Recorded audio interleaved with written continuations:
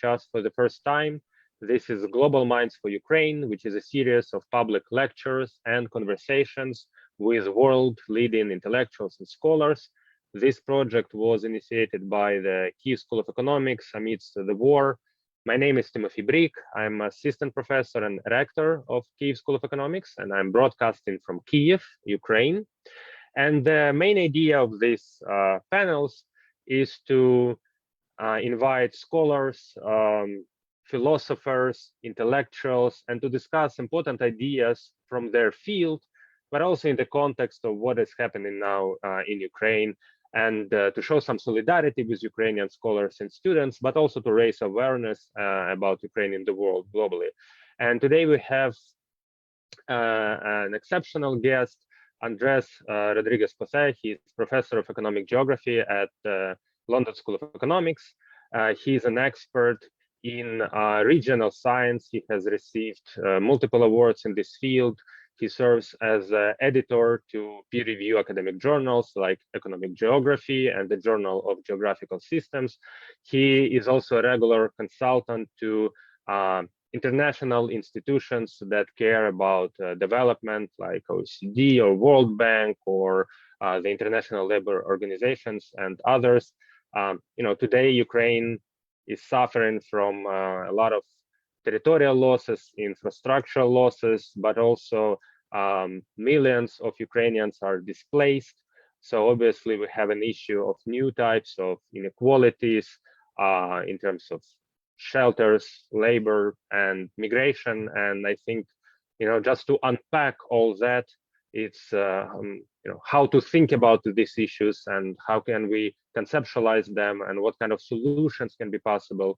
Yeah, we really are lucky to have Andres Rodriguez Posse with us to talk about all these issues. And I will pass the virtual floor to you, and after your lecture, I will just moderate Q&A with the audience. So thank you so much for being with us. Thank you very much, Timothy, and my congratulations to the Kyiv School of Economics for setting up these lectures in such very difficult circumstances. I think it's important to have these lectures to keep some sort of normal life, not for the sake of just keeping normal life, because it's important to have some sort of planning of saying what is going to happen after the end of the war, what is going to happen after Ukraine hopefully wins the war and relatively soon, and how do we deal with the whole process of reconstruction. And my talk is going to be very much about why territorial disparities and the growth of territorial disparities and exacerbation of regional inequality is creating a world that is becoming far more fragmented, far more polarized, and also far more dangerous than the world we experience. And as a result, probably the war in Ukraine, the Russian invasion in Ukraine, can be framed within this sort of perception. Let me just share my screen and highlight this idea. This talk is called The Revenge of the Places That Don't Matter and the Rise of a Dangerous World. And you will all be wondering, what is this idea of places that matter and places that don't matter? And this is something that I wrote about a few years ago, based on the whole dimension and the whole drive, the whole factors that drove the country I work in, which is the UK, to vote for Brexit, to exit the European Union. And I'm going to start with an example, because I think telling stories also helps very much in this respect. The person that you see here in the picture is a colleague of mine. His name is Tim Leugnig, and he's a professor of economic history at the LSE, although he has been on leave for the last 10 years. You have a more recent picture of him, at least, working as an advisor for the current and past UK governments. And Tim, in 2008, wrote a report on the evolution of territorial disparities and the impact of public policy for regional development in the UK. And that report created some commotion, to the extent that he was invited by the Archbishop of Liverpool to go to Liverpool Cathedral on the 16th of October 2008 to mainly communicate the main message of his report. And Tim, who is a very courageous person, went to Liverpool Cathedral, and in front of almost 2,500 Liverpudlians, according to the chronics of the time, he said to the audience, well, Liverpool times is past. We in the UK have spent so much on regeneration spending towns, which means mainly places, cities and regions that have fallen behind. And they have, despite all this investment, slipped back relative to the most dynamic, the most successful cities, the most successful regions in Britain. So the idea was, we cannot go on like this. We cannot go on putting so much money into reducing territorial disparities, into promoting development in areas that are clearly in decline. And what we need to do is invest in those areas, the limited funding in those areas where we have significant opportunity. So if you in places like Liverpool, in Sunderland, or in Oldham, for example, want greater opportunities, the main solution is not for you to wait here for opportunities to come your way, but to move to where opportunities are already available, to the most dynamic cities and regions in the UK, which means London, Cambridge, Oxford, and the whole area of the southeast of the country. Of course, he realized that there was a problem, that moving is costly, especially because housing in a place like London is significantly, the cost of housing is significantly higher than it is in the north of England. So he suggested that the solution is to make housing more affordable in the southeast. And that could be achieved by expanding housing provision, by building into what is known as the surrounding area around London, into making 400,000 new homes, and to also expand significantly Oxford and Cambridge along the models of America's Silicon Valley to add another 1 million new homes. What he probably didn't realize at the time he was telling his country men and women was that he was dividing the country into two types of places. On the one hand, the places that are dynamic, places like London, places like Cambridge, that would have to look very different from the manicure lawns of Cambridge College, because you'll have to build a lot of new housing there to house this 500,000 new dwellings, or 500,000 new people that you would expect to grow there. So there would be the places that matter.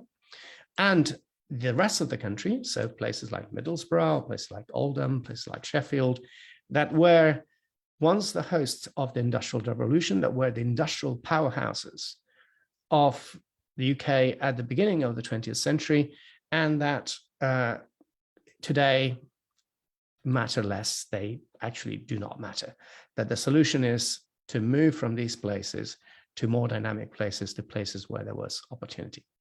And the question is, why did Tim say that? Tim Loynick said that. Is he because he's a maverick? He's someone that likes to court controversy? No, in fact, Tim Loynick was mainly following the main theories that are coming or were coming from urban economics, and to a lesser extent from new economic geography.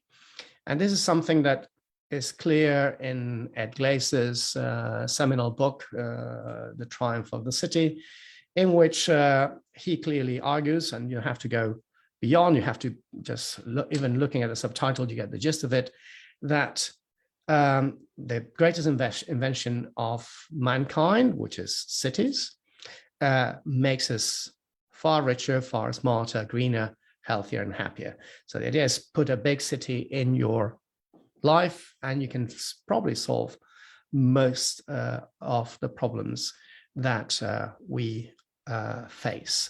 So the idea that in order to move from poverty, from underdevelopment or lower development to greater prosperity, you have to encourage the development of cities and have world-class cities.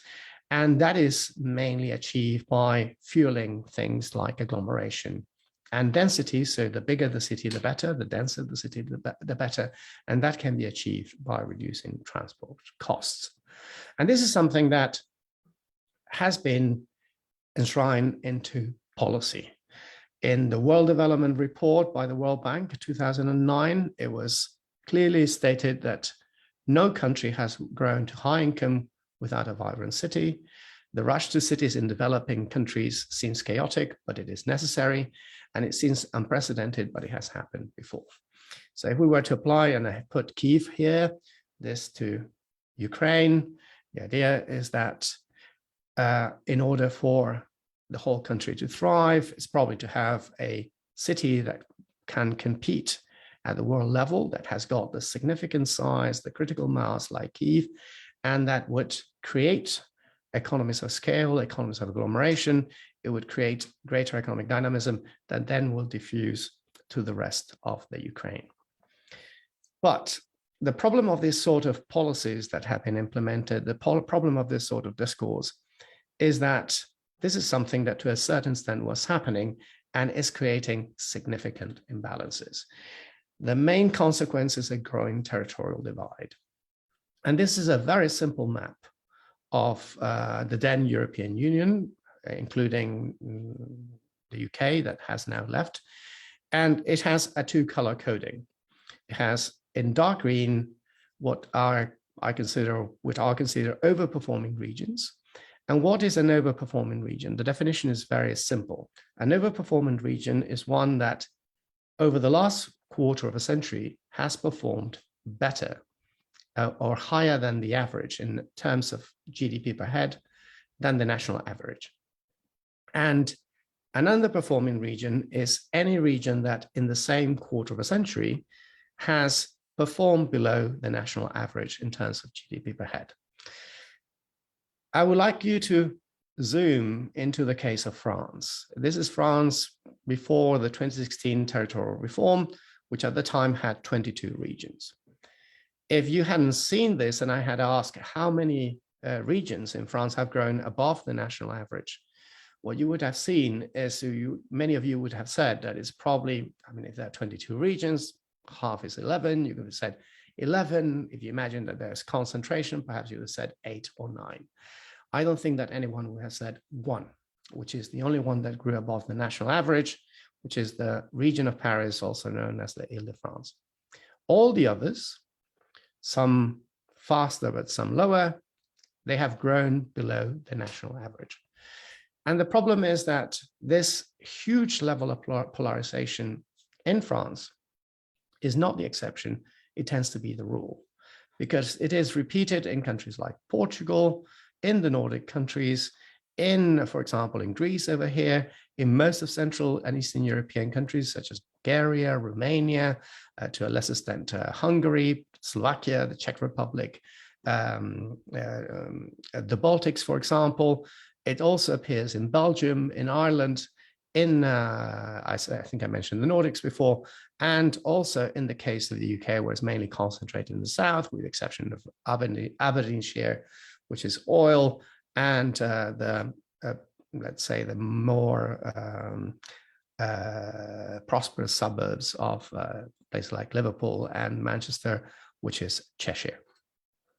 So what we're finding is that there's an increasing concentration of wealth over a long time in big cities, and the emergence of polarization, and also of what are known as territorial development traps or regional development traps, places that are stuck and not moving anywhere.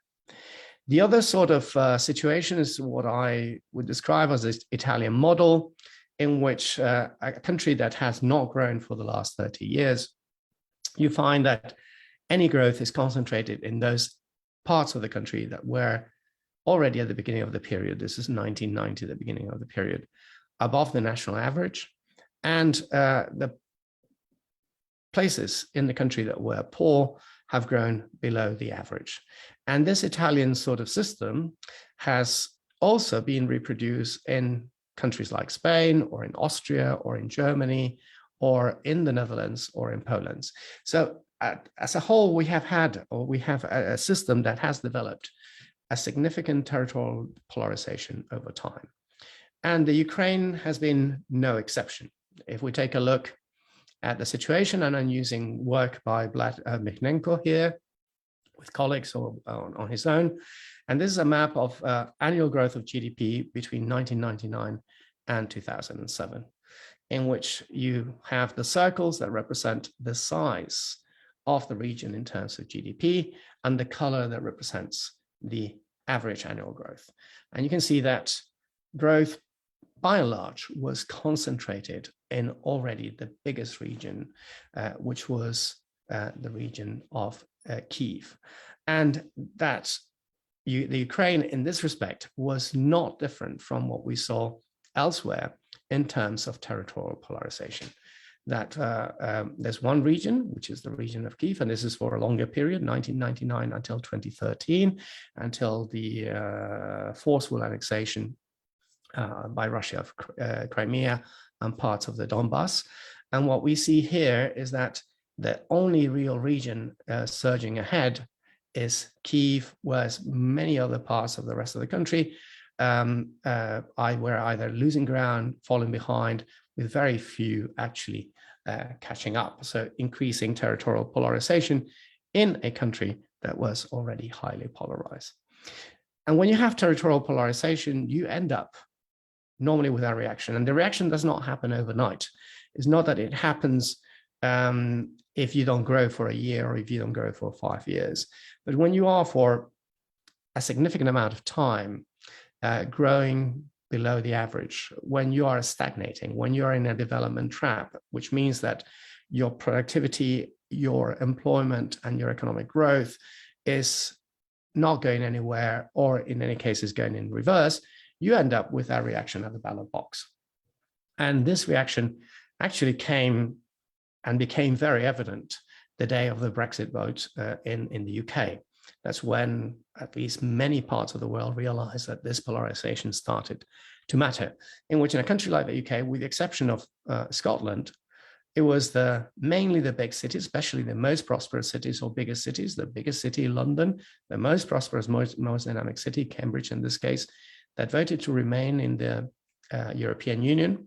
Some cities in the north, especially the most dynamic, Manchester, to a lesser extent Leeds, also voted to remain, whereas the rest of the country, especially the declining areas of rural areas of the north, towns, small cities, but also relatively big cities in decline, such as Birmingham, Coventry, Derby, for example, Sheffield, actually voted to leave the European Union in a decision that most of the voters already knew was going to cause significant economic harm, not just for themselves, but also for the rest of the country, and especially to the inhabitants of London.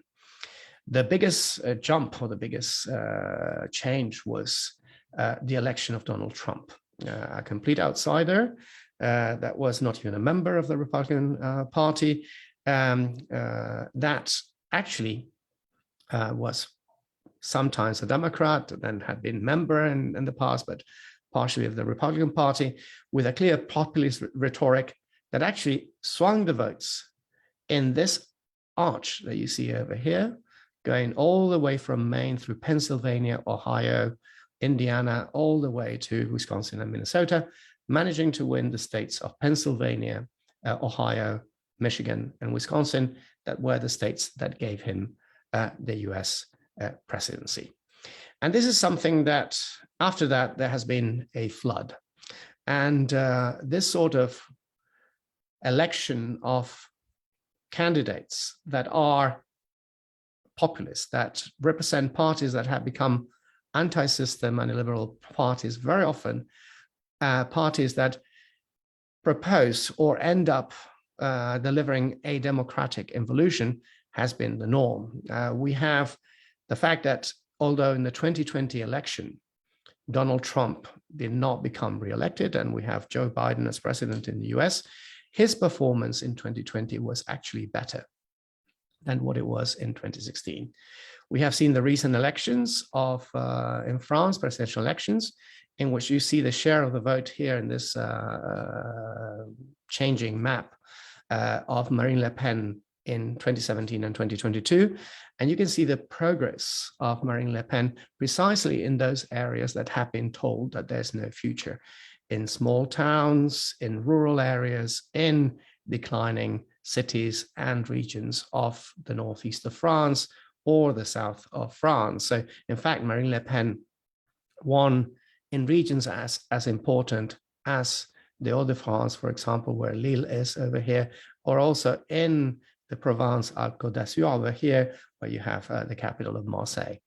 And of course, you end up in situations like, for example, in Hungary, where Fidesz party, Viktor Orban's party, actually dominates the whole political spectrum with a tight grip, winning virtually every single direct seat, with the exception of the seats in the main and most dynamic city, which is Budapest, and 2 cities outside Budapest, which are Pécs and Szeged over here.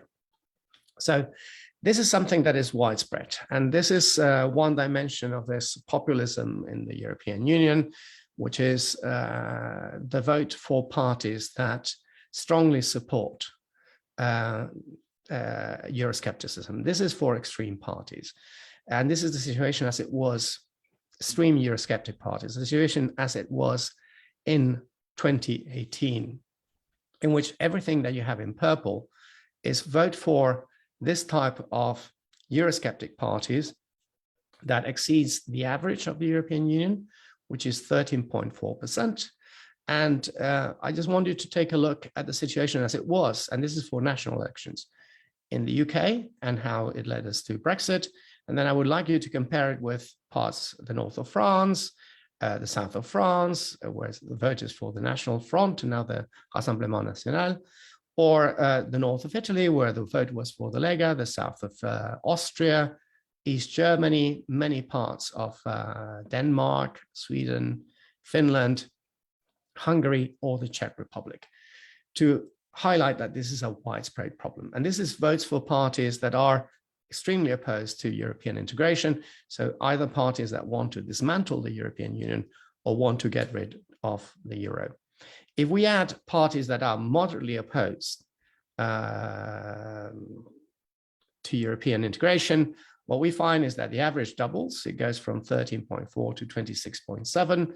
And in some countries, like the UK, Italy, Greece, or Hungary, at that time, it represented more than 50% of the vote. The question is, what drives this challenge? Why is this happening? And of course, there have been a lot of suggestions. If you follow what political scientists have been looking at, it's a question of cultural wars coming mainly from the US. It's cleavages like, for example, race, whites voting different than ethnic minorities in the case of the US, or, for example, levels of education, levels of wealth, levels of, let's say, employment chances at the individual level. And the likelihood is that if you are from, in the case of the US, so the white disadvantaged majority, the poorer you are, the less educated you are, the older you are, the more likely you are to vote for this illiberal or anti-system parties. What we have found is that although these factors matter and in some cases make a difference, that there are other factors, which is this territorial polarization, and especially long-term economic and demographic decline that make a difference. In fact, when we do the analysis for Europe, and I say we because I do it with colleagues, what we find is that in contrast to what has been said, that individual factors, the one that matters the most is the levels of education. That in places where you have a greater concentration of people with lower levels of education, the importance of these parties grows, or the share of the vote for these parties grows. We find no link between age, we find no link between levels of poverty and, in this case, vote for liberal parties, but we find a very, very strong link between economic decline and industrial decline and the vote for parties like the National Front or Alternative für Deutschland in Germany, or the Brexit Party in the UK, or parties like the Lega Nord in Italy. In the case of the US, we find that a very similar thing. In fact, factors like race and education and make a difference, and they make a significant difference. But economic decline and demographic decline matters. And we saw that what we analyzed is that additional votes for a clearly populist candidate like Donald Trump in both the 2016 and 2020 election was not related to increases in interpersonal equality, but to long-term economic and demographic decline, particularly in places with very strong social capital. But in contrast to Europe, where the decline was mainly decline in GDP and decline in industrial employment, the decline that matters in US local communities, this was done at county level for Trump vote, was mainly employment decline and demographic decline. Places that have been losing population and have been losing overall employment in periods that go back not to the 2008 crisis, but to the 1980s and 1970s, the rise of discontent and the vote for a liberal candidate was far higher than in places where there was economic dynamism. And the question is, you're saying, well, now we know that maybe there's a link between, on the one hand, rising inequalities at territorial level, long-term economic and demographic decline, and the rise of discontent and the vote for anti-system parties. But does this matter? Does this rise in discontent matter? And what I would say is absolutely yes, that many of the problems that we see today in the world, and I would probably argue that the Russian invasion of the Ukraine is one of them in this respect, can be traced back to this rise of discontent, either within our countries or in other countries, like in this case, Russia, that has pushed, let's say, strong men to actually look for scapegoats and look for solutions to their problems. Now we put solutions because in inverted commas, because invading another country is never a solution for anything and is coming at a massive cost for not just the Ukraine, but also for a lot of people around the world. That is something that the rise of these parties is creating huge problems. And you can see parties that are liberal, both on the right and on the left. Why does this create problems? Because it leads to the election of leaders and parties that promise easy solutions to complex problems, but that I would say always fail to deliver. The countries in the world that have been under the yoke of populism for the longest have never done well. I'm thinking, for example, of the case of Argentina, that was one of the richest countries in the world in the 1920s and has been dominated by populist top politics since mainly the 1930s, so almost 1 century ago. And we just have to compare where Argentina was in 1920 and where it is now in economic terms. The same applies to other parts of the world. I'm thinking about Thailand, where the election in the mid-1990s of a populist candidate in a country that is the most polarized in the world in territorial terms, has led to the most dynamic country in Southeast Asia becoming the least dynamic country in Southeast Asia. But also, in more recent cases, what we are seeing is that the solutions that are being proposed by these parties and these strongmen are actually solutions that either don't make sense or lead to serious economic, social, and health consequences. And let me just take one example, which is the example of the reaction to the pandemic. There was this fantastic discourse by Donald Trump saying that the best way to solve or prevent the spread of the pandemic was to have or take some bleach. Of course, this was put in the stream, then he said it was a joke, but the reality is that in most cases, populist governments have favored solutions like the use of no masks, have been vaccine skeptics, have been science skeptics, and the result has been a result in lives. That populist governments have had not just greater mobility, but have also performed much worse in terms of excess mortality in percentage than less non-populist governments or more traditional governments.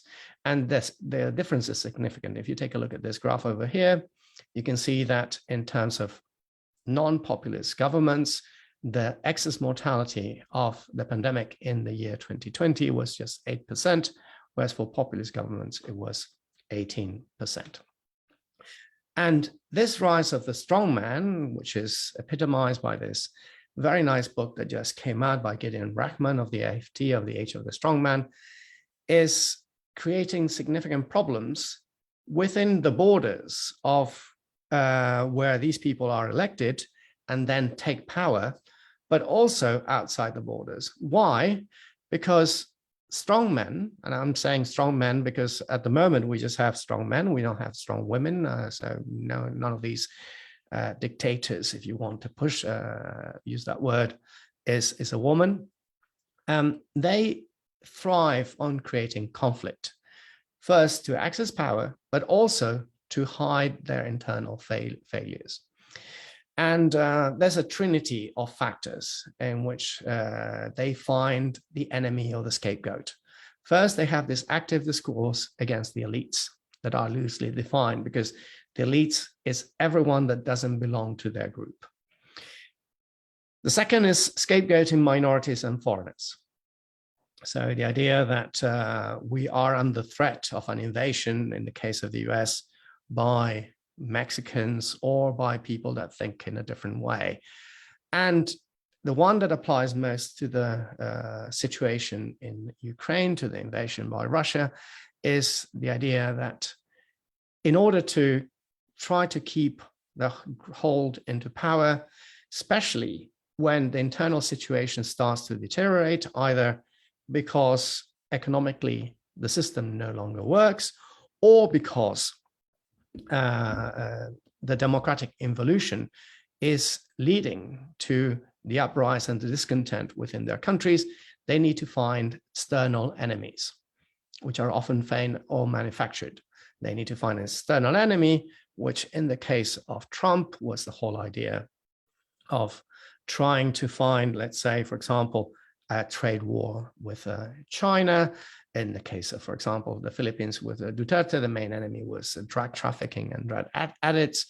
In the case of illiberal parties in Europe, this has been channeled towards mainly the European Union. And of course, the most tragic of all is someone like Vladimir Putin that has over time become a dictator and a failed dictator to hide its own problems at home. Needs to find an external scapegoat, and in this case, it has been Ukraine. And this has problems because by having this sort of discontent that leads to the polarization, not just in economic terms, but also in political terms, what we have is that we end up with significant direct and indirect implications. The first one is that the direct implications is that there's a real and tangible threat to future economic development, to social harmony, and to political stability. Why? Because it is assumed that we cannot tap on the potential of every step, of every space, sorry. What we have been doing, and what is the reason behind the rise of discontent, is that we have been hedging our bets, and all our bets, not hedging, so putting all our money in one basket, focusing on a very limited number of places, saying that by betting on the potential of our big cities, that we're all going to be better off. But what we find is that, first, is not always the case that big cities do well. Many of the big cities have done extremely well, and we saw the map. Many of them, and it's always good to keep our big cities dynamic. But the problem is that it hasn't always been the case that big cities do well. And we're not sure that if we bet on one of these big cities, let's say Paris, London, Kyiv, that we're going to be better off in the long term. I just have to remind you that London, which has done spectacularly well in the context of the UK since the mid-1990s, between the 1930s and the mid-1990s, grew below the national average of the rest of the UK. And also, what we are doing is overlooking the talent and potential of all other territories. In fact, if we take a look at the situation in Europe, we are seeing that the countries that have a more balanced sort of opportunities everywhere in all places, and the main example is Germany, are the ones that have limited discontent, that have limited territorial polarization, and also that have done much better and have become more resilient. But also, another problem is that it leads to social polarization and conflict between territories that leads to political confrontation and stability. This rise of resentment is leading to replacing the traditional left-right wing cleavage by a more center-peripheral one. And that also has implications because it ends up in a situation like, for example, the Brexit vote, in which a country that was doing relatively well in the European context, like the UK, that actually grew more than any other large economy in Europe since the early 1990s until Brexit, but a country that had become the most polarized one territorially in the process, decided to vote for Brexit, with the consequence that the regions that voted for Brexit, that are to a certain extent the ones that were the most integrated in terms of industrial trade with the European Union, are going to lose out. The more prosperous regions like London, and we're starting to see the consequences right now, are losing out. And also, as a result of that, the whole country is going to perform worse. But also indirectly, because by putting our trust and confidence in populist and illiberal leaders, we end up in a situation in which our capacity as a world, capacity as a society, our capacity as governments to deal with pressing global challenges is becoming far more limited. And let me just put one example, which is the case of fighting climate change, in which we all agree that we need to deal more, or we need to have a concerted effort. We can kiss goodbye to fighting climate change if we keep on electing, let's say, candidates like Donald Trump, candidates like Marine Le Pen, or candidates, if I may say so, like Vladimir Putin. Why? Because the world can ill afford to have the president of the largest economy in the world, the US, withdrawing the country from the Paris Climate Agreement, as Donald Trump already did.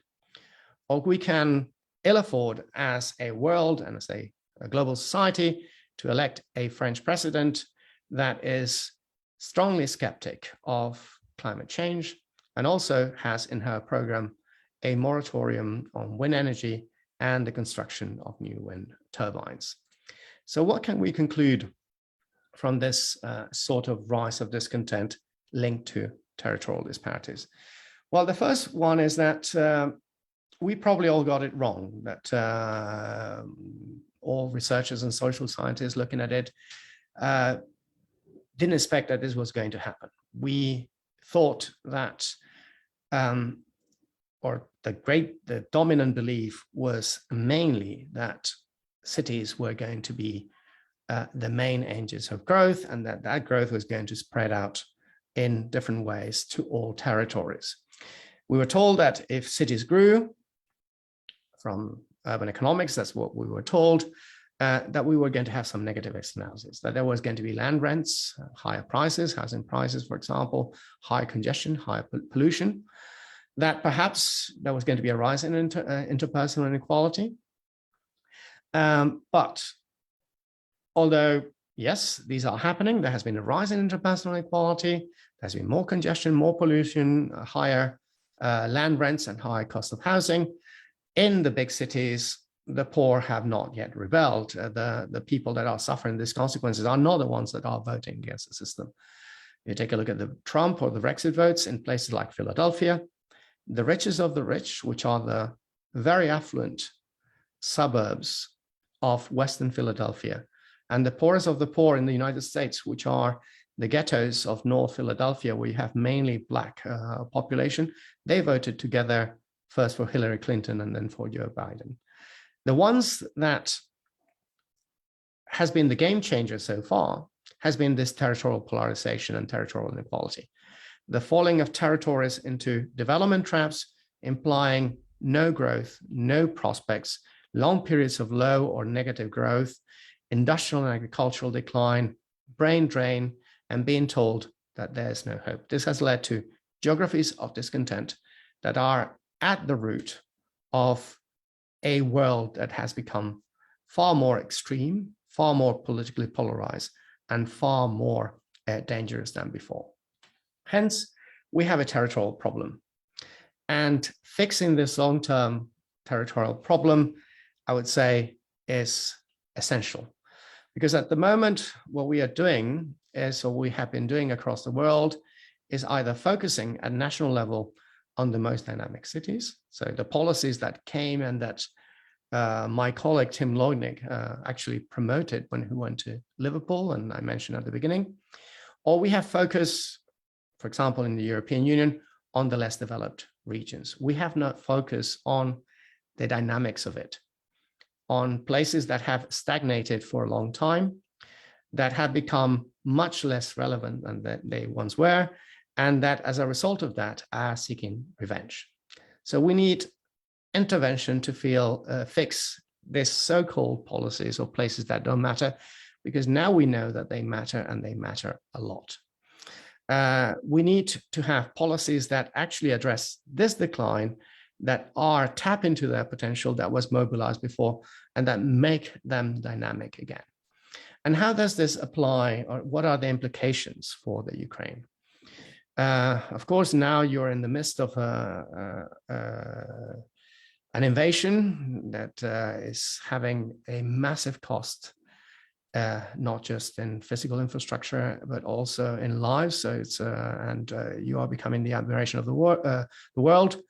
But you're going to have, hopefully, when you win the war, to rebuild the country and probably build back better than the situation it was before the war started. But I would argue that in order to build back better, you first need to build. There's considerable destruction of physical infrastructure. There's considerable impact in terms of, as Timothy mentioned at the beginning, of human capital, of flight of people, displacement of people. That would imply significant rebuilding. But I would suggest that seeing what has happened elsewhere, seeing what are the reasons that have led to this polarization, this more dangerous world, you need to build everywhere. And building is not just physical infrastructure. I mean, of course, in the areas that have suffered the brunt of the destruction, so in the east of the country, in the northeast of the country, in the area surrounding Kyiv that suffered the brunt of the invasion, of course, there would have to be much more emphasis on physical infrastructure. But you need to rebuild in terms of putting the basis for sustainable development, which also implies human capital. It also implies better capacity in local firms to compete and to innovate, to assimilate and generate, absorb and assimilate innovation.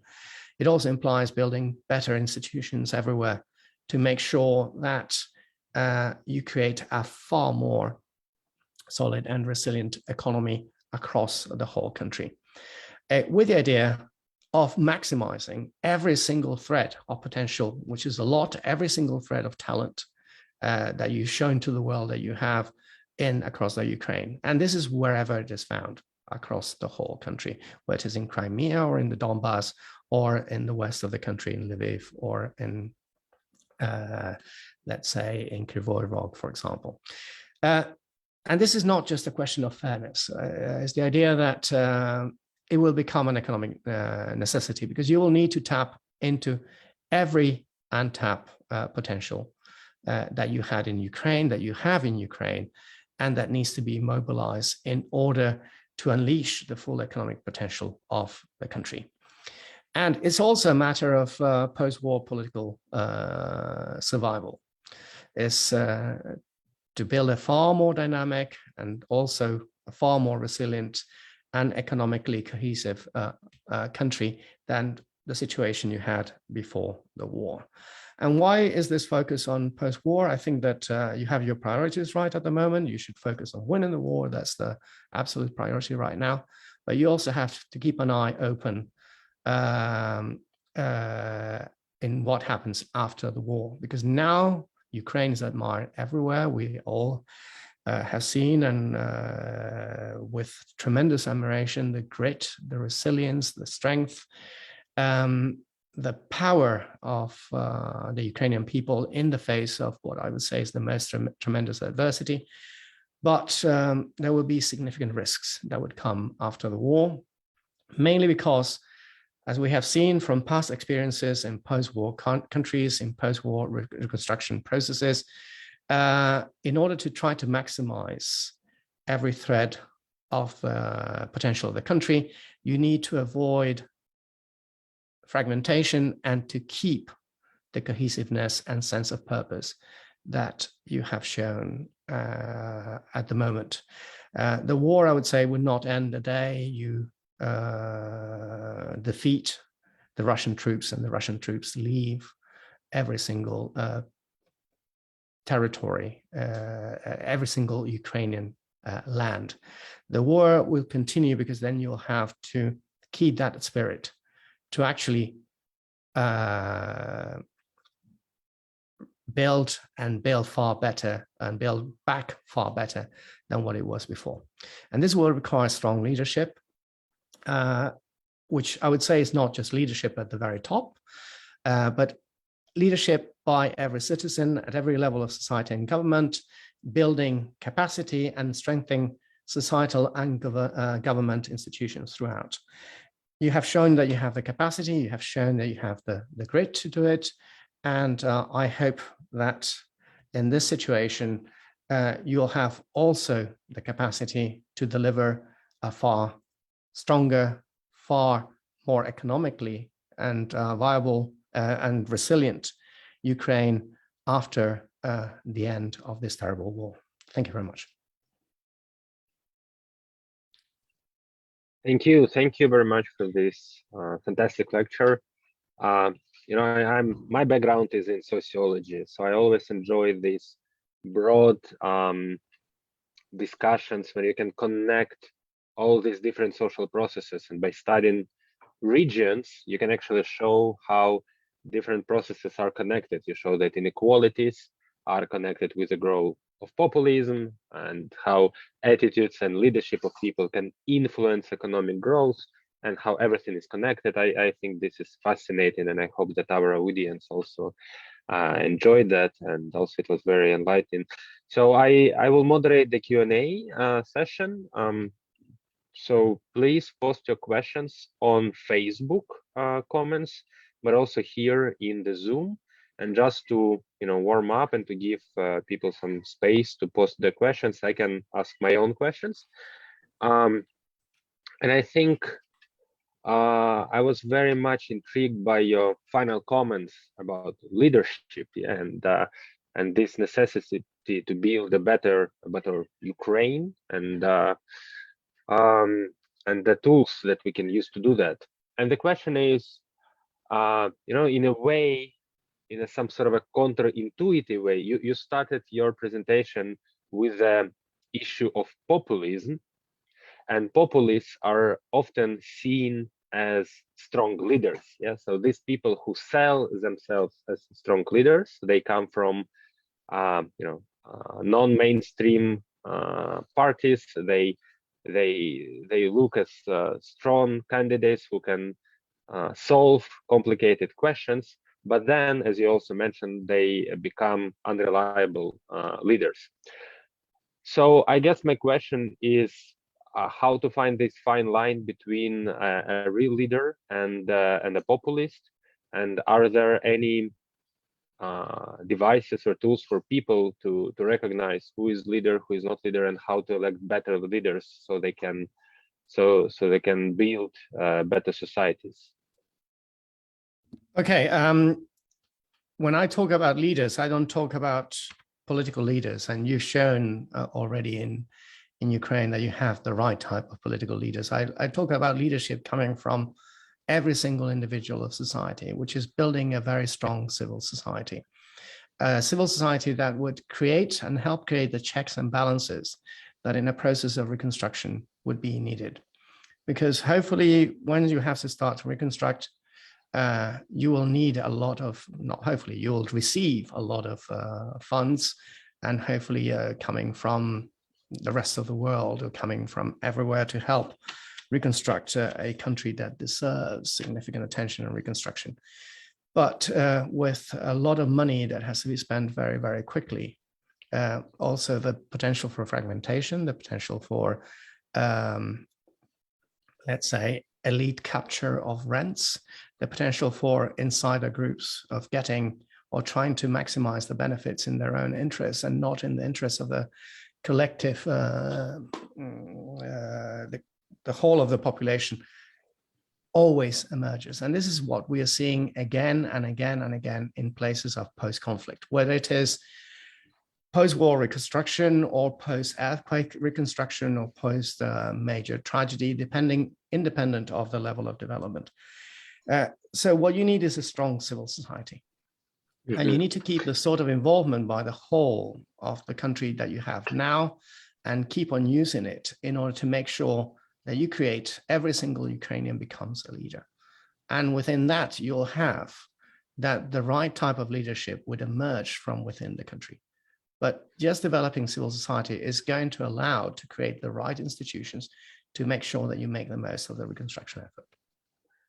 Okay, yeah, the role of civil society, of course, has been pivotal in Ukraine since Orange Revolution, in Euromaidan, and now in the war especially. There is a debate right now in Ukraine about the role of decentralization policy. So before Euromaidan, Ukraine was a highly centralized society. Then decentralization appeared and provided more political and economic tools to local administrations to be responsible for their budgets and for welfare. And there is an argument that decentralization actually helped to develop civil society, strong civil society in Ukraine. On the other hand, there is also another argument that maybe during war and war economy has to be centralized in order to be efficient. Is there anything you can tell us about this argument and whether decentralization and centralization in conflict now, and how can we find a balance between them? Okay, so I cannot really talk about a war economy. I think that in a war economy, a centralized leadership with some decentralized decisions at the local level is necessary. But the question is what happens afterwards? And decentralization can help.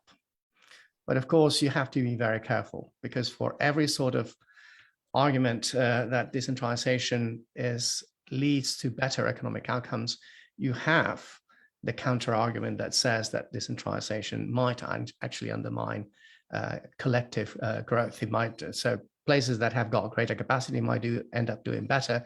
Places with weaker capacity may end up doing worse. And when we look at what's happening across the world, in most cases, the process of decentralization has not worked. Why hasn't it worked? Well, it hasn't really worked, not because decentralization per se is bad, because the way governments have decentralized has been one in which it has been decentralized in the worst sort of possible outcomes. In periods of significant political and economic crisis, without a real will to decentralize, and very often providing unfunded mandates. So that where more powers were transferred to subnational governments than the actual resources that were given or to those governments to actually fulfill their powers. What would be the situation for the Ukraine? I do think that there is significant room for decentralization. And the Ukraine had already engaged in a process of decentralization that had very interesting characteristics. But the question would be here, so what powers are transferred to what levels? and also what sort of resources are available at those levels, especially if these resources are also related to fundamental transfers from the central government or are linked to local taxation. And it would depend very much on the situation and where you want to decentralize. But you might want to decentralize, start decentralizing. But those places in a pilot way that have had or have the biggest capacity to actually, and the biggest, let's say, demand for that level of decentralization to address those problems, and then gradually expand it to the rest of the country by demand without having gone for necessarily a big bang process of decentralization overnight. Yeah, there is a question which taps into what you just mentioned. You said something about taxes, and we have a question from Natalia Starostenko from EU delegation to Ukraine, and she asks whether you think that differentiation of tax rates in regions contribute to economic growth, and is this a good idea for Ukraine for post-war period? Okay, the question is about differentiation of tax rates. That is something that in the long run, and probably not VAT, but local taxation, industrial taxation, perhaps parts of income tax, is something that should be considered and should be considered positively. I read it also in different ways, whether you are thinking about subsidies to attract investment, especially to those areas that have been the hardest hit by the Russian invasion, that have been suffering the biggest level of destruction. And here, I think we have to be careful. First, of course, there's the situation that in areas, especially in the east of the country and the northeast of the country and the south, that have suffered the brunt of the war, there's going to be a need to hit the ground running. So more reconstruction, more attraction of firms. And there wouldn't be averse. I think it would be actually advisable to have a transition period in which you provide additional subsidies for investment, where it is from other parts of the Ukraine, but also, and the bulk of it is going to be foreign, to go and set up shop in places that have witnessed the biggest destruction. But we have to be careful that these incentives do not become permanent. They can need to be for a transitionary period, because otherwise we end up with situations whereby you end up with bidding wars between different territories in which basically you will be, as a country, paying for resources that would end up coming to the Ukraine, or would have ended up coming to the Ukraine, because the Ukraine is hopefully going to be a more attractive and more economically resilient country that becomes attractive for any type of foreign investor. Yeah, thank you.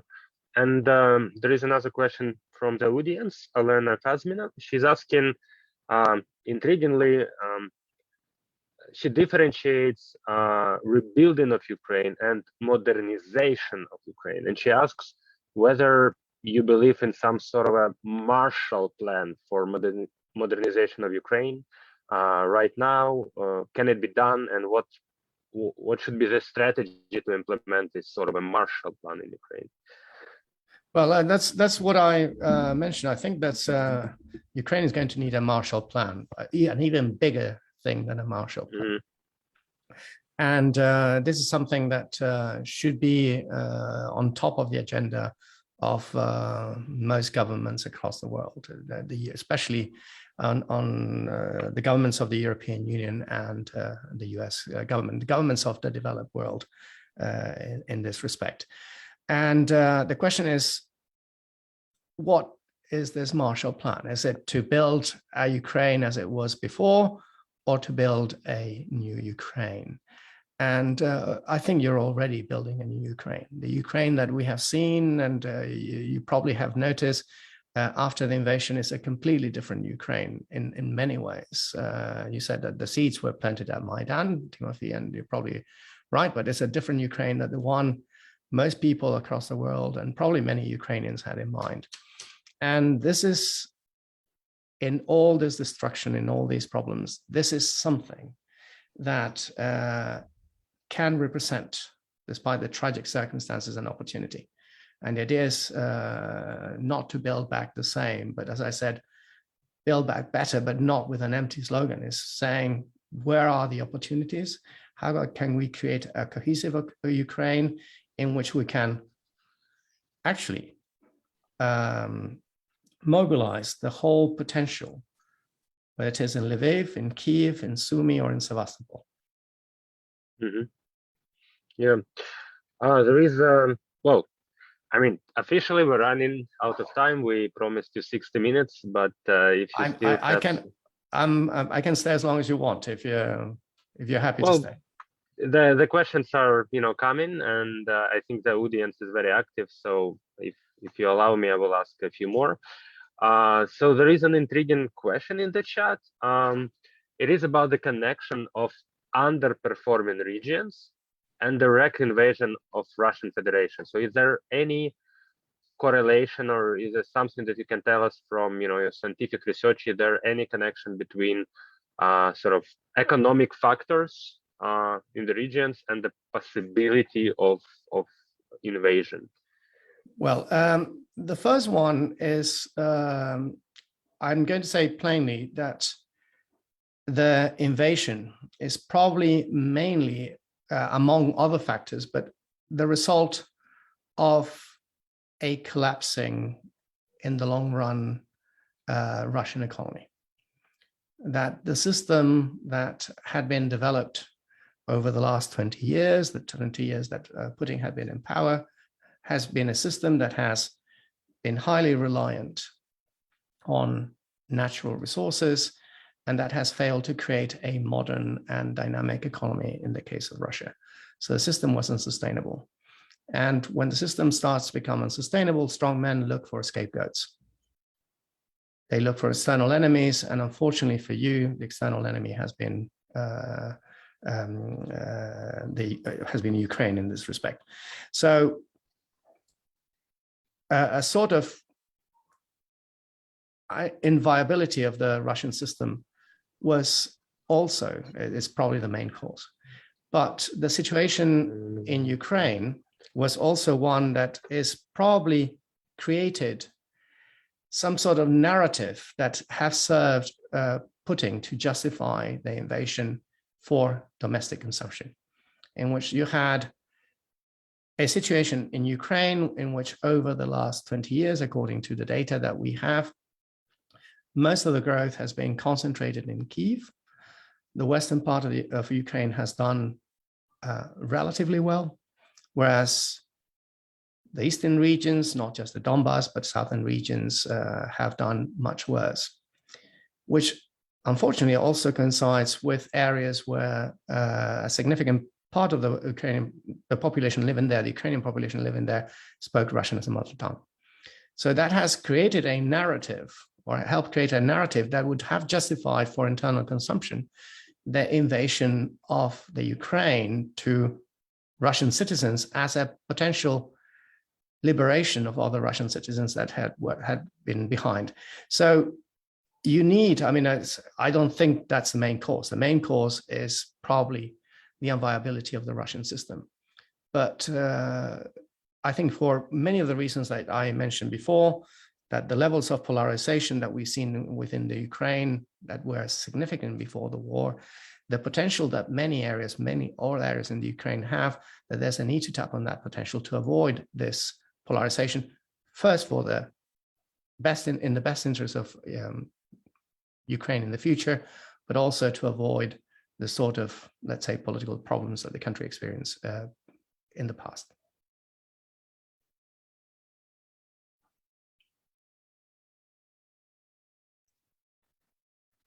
Okay, we hear you. Yeah. Oh, sorry. I always mute myself. Yeah, so there is another question by Olena Kononenko, and she says, well, she makes an argument that quite a lot of things that we know about conflicts and how to rebuild countries after conflicts comes from the research or from experience of internal national conflicts. And in Ukraine, we have external conflict, direct invasion. So would you say that the policies or the tools we should apply, are they different in these circumstances, or would you say that there are some universal tools that we can apply regardless whether the conflict is internal or external? Well, it depends on the conflict more than whether it is internal and external. In the case of Ukraine, what you have is a conflict caused by an external enemy, an invasion that is creating significant physical destruction and is creating internal displacement, external displacement, loss of, hopefully temporary loss of talent, and loss of productive capacity in the short term. These are the same circumstances that would have happened even if the conflict was an internal conflict. So the tools are relatively similar. Here the challenge is, how do you apply those tools? How do you create, not just gather the funding and the resources to do the physical reconstruction, but to attract and reattract the talent and the human capital that has gone, as I said, hopefully temporarily? How do you bring in the firms? How do you actually revitalize existing firms and create new firms? And how do you create the institutions that will help this in the smoothest possible way in a post-war sort of situation? Yeah. Yeah, thank you. And I think we will wrap up quite soon. I think this is the last question. So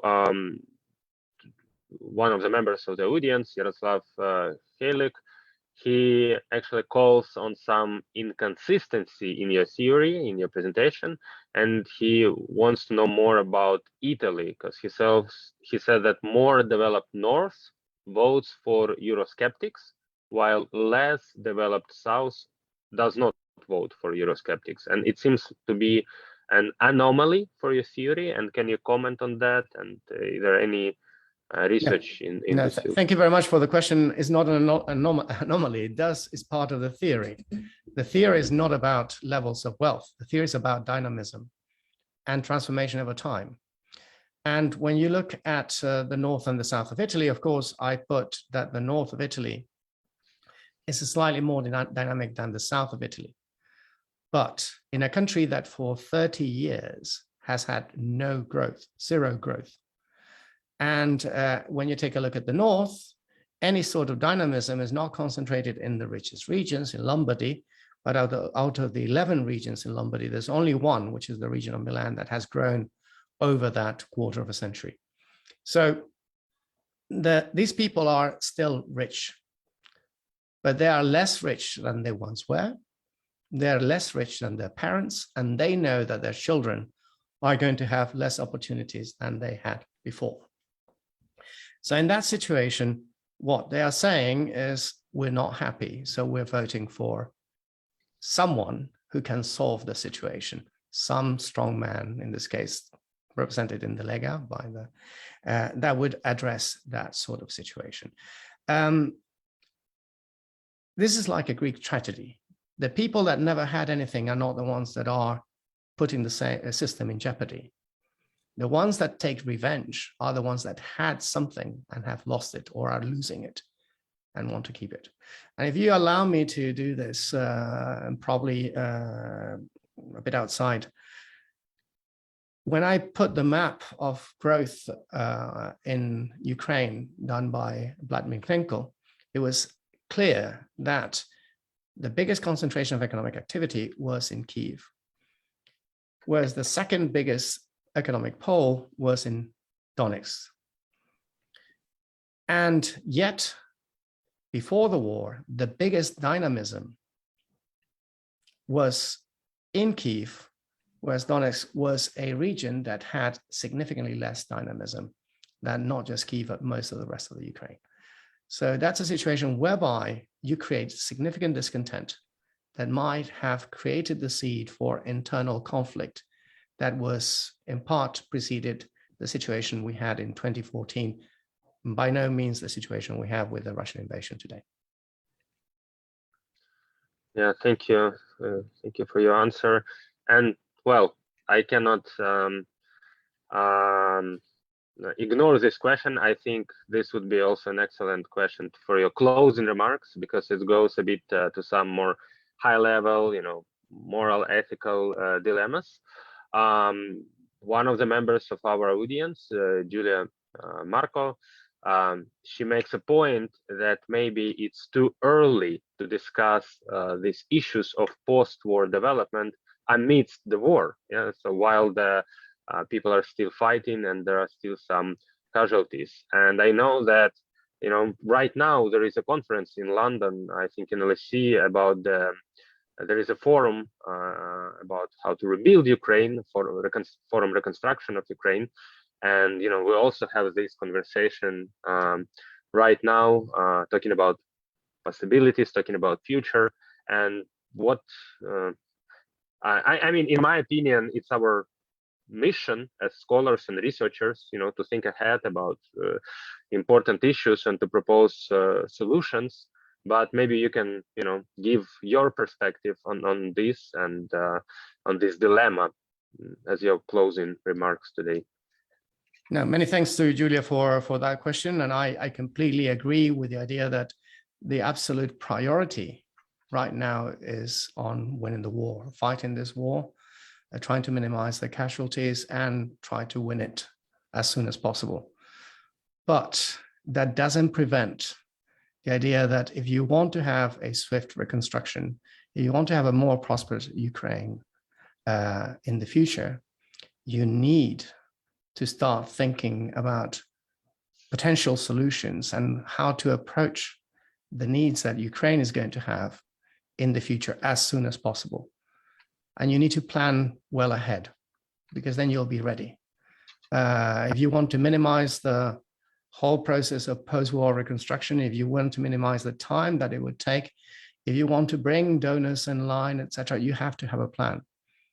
And although the priority right now, and absolutely should be to kick out the invader and win the war, you have to start also thinking ahead. And this is something that you can do simultaneously, because there's enough potential and there's enough talent in Ukraine at the moment to do both things at the same time. Fantastic. Thank you, Andres, for your time and for your wonderful lecture. To our audience, I will remind that you can watch this lecture and all our lectures on YouTube, on our channel, Global Minds for Ukraine, and our podcast with the same name on Spotify, Apple, and other platforms. Thank you so much. And the audience also has a chance to answer to some polls now.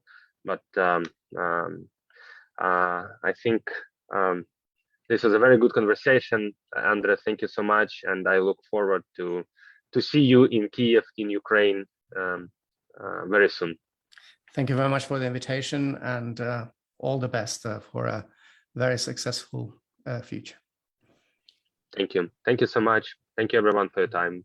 Enjoy your evening. Bye-bye.